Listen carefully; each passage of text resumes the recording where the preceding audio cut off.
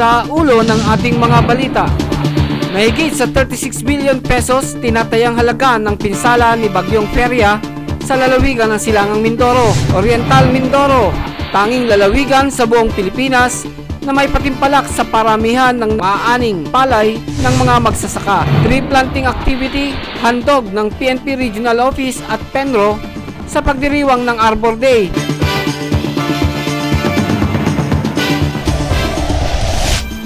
Magandang gabi, Oriental Mindoro. Ika-27 sa buwan ng Hunyo taong 2009. Ito po ang TVNet Weekend Report. At sa detalye ng ating mga balita, isang paligsahan sa paramihan ng ani mula sa mga certified at hybrid seeds ang isinasagawa ng pamahalang lalawigan sa pangunguna ng Provincial Agriculturist Office. Ang lalawigan lamang ang may ganitong uri ng patimpalak sa buong rehiyon ng Mimaropa at maging sa buong Pilipinas. Inilahad naman ni Provincial Agriculturist Judy Valdez ang kanilang layunin ng paglulunsad nito. Sa totoo lang, alam mo, pag may contest, at talagang dadami ang ating production. Dahil may contest, may premium sila. Yun ang number 1 doon. At least siguro mga 15 to 20% increase ng production sa hybrid and of course sa inbreed. 180 kaban ng palay ang kinakailangang maani ng isang magsasaka upang maging kwalipikado siyang manalo sa naturang paligsahan. Bukas sa lahat ng mga magsasaka sa buong Oriental Mindoro ang patimpalak at malaking pabuya ang naghihintay sa mga magwawagi. 50,000 piso ang matatanggap ng makakakuha ng unang pwesto, 30,000 piso naman para sa ikalawang pwesto at 20,000 piso ang matatanggap ng nasa ikatlong pwesto na sinimulan noong ika-16 ng Marso at magtatapos sa buwan ng ika-15 ng Setyembre.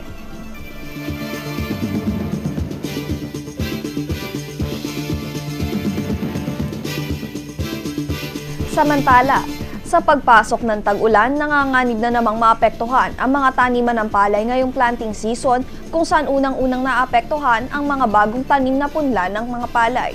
Ayon kay Provincial Agriculturist Judy Valdez, bagamat kailangan ng ulan ng mga palay, hindi naman kinakailangan sobra dahilan sa ang init pa rin ang kailangan ng mga dahon ng palay upang makapagluto ng pagkain ang mga ito o yung tinatawag na photosynthesis. 6 na araw lamang ang kinakailangan pag-ulan ng mga sakahan at kung lalabis dito ay posible nang masira ang mga taniman. Dito sa lalawigan, may 52,000 hektarya ng mga sakahan at 17,000 pa lamang dito ang natatamnan. Dahil dito, umaasa na lamang ang PAO na hindi maapektuhan ang produksyon ng palay ngayong planting season lalo pat hinihintay nilang may manalo sa kanilang inilunsad na palisahan. Ang gawad sa Patani kung saan magpaparamihan ng maaaring palay ang mga magsasaka.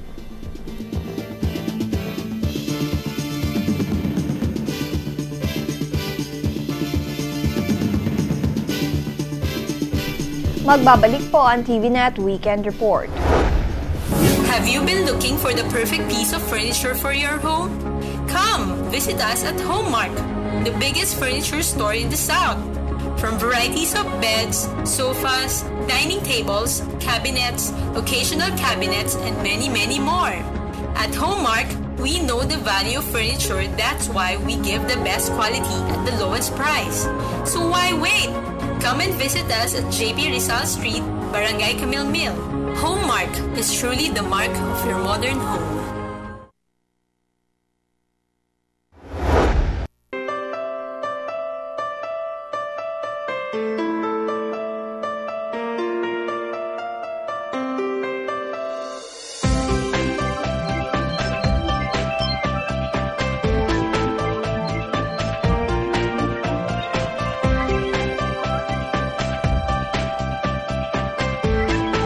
At Monte de Oro Homes, you can be sure of a comfortable, efficiently constructed yet affordable homes.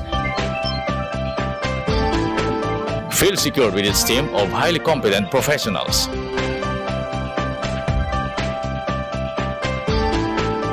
And with its strategic flood-free location. Great amenities. And close proximity to almost everything. It is surely a home for ideal family living.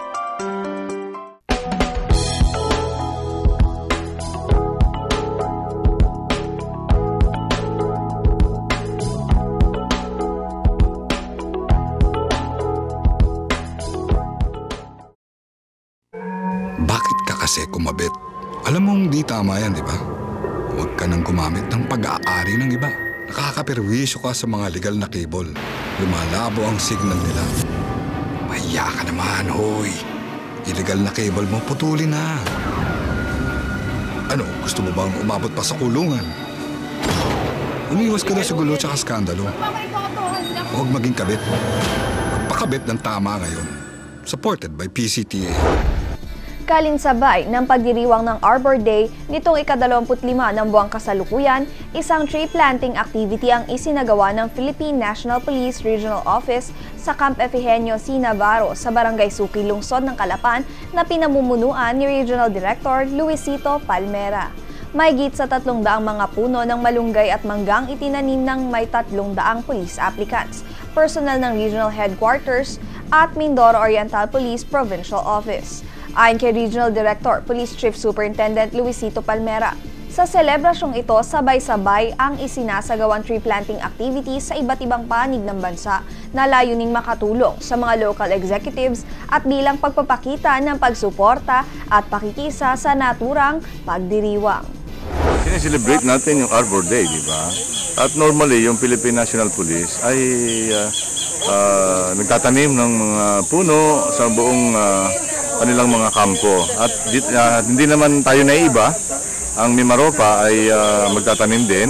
At dito nga, meron tayong about 600 plus trees. Lahat ng police station at provincial police offices ng Mimaropa ay nagtatanim ngayon ng puno. Malaki naman ang may tutulong at magagawa ng mga itinanim na mga puno upang maging pananggalang sa tuwing nagkakaroon ng malakas na pag-ulan at sa iba pang aspeto nito katulad ng pagkain at medisina. Samantala, bagamat hindi umano nahuhuli ang lalawigan sa ibang lugar, panawagan naman ni R.D. Palmera na magtulungan at magkaisa ang lahat sa pagtatanim para sa kabubuti pa ng buong rehiyon ng Mimaropa.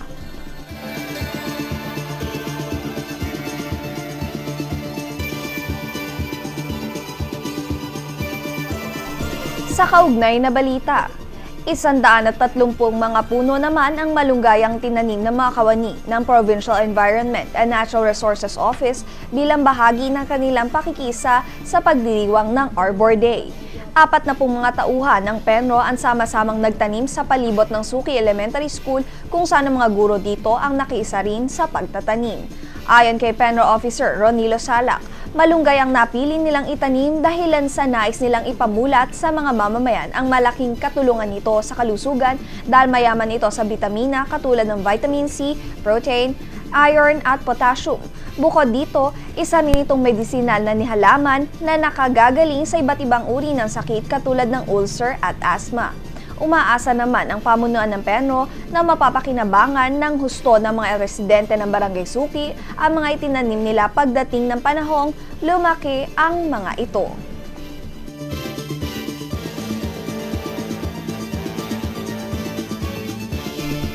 Sa ibang balita, isang foreshore area sa Barangay San Antonio ang ngayon pinag-uusapan kung sino ang dapat na magmay-ari. Ang Barangay Bao ang kumpanyang nag-apply ng foreshore plan para dito. Ang FF Cruz Group of Companies dahil dito naghain sila ng petisyon ang sangguniang barangay ng San Antonio laban sa nasabing foreshore plan dahilan sa ang lugar na ito na lamang ang natitirang open area upang mapagdausan ng iba't ibang mga gawaing pambarangay. Si Melissa Francisco magbabalita. Napapagitnaan ang Barangay San Antonio ng dagat at bundok at iilan lamang ang open area dito na maaari nilang pagdaus